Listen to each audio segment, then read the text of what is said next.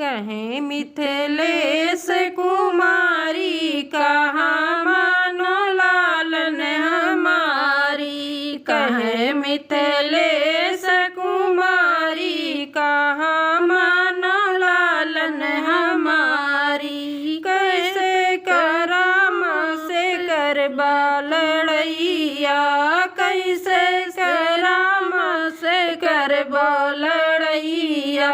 पैबा न बाढ़ समारी कहाँ मान लालन हमारी। पैबा न बाढ़ समारी कहाँ मान लालन हमारी। कहे मिथिलेश कुमारी कहाँ मान लालन हमारी। वहाँ के राजा बेटा योधापति हैं, वहाँ के राजा बेटा योधापति हैं। आई जइए आफत करारी कहाँ मान बतिया हमारी। आई जइए आफत करारी कहाँ मान लालन हमारी। कहे मिथिलेश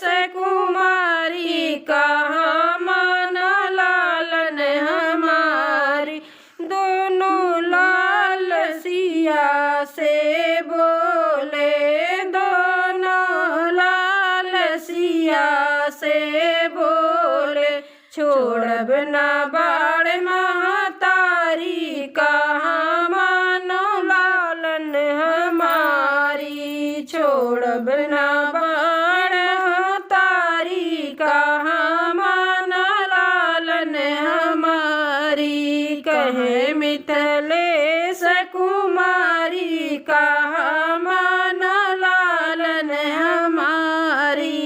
दोनों लाल सिया हृदय लगावे, दोनों लाल सिया हृदय लगावे।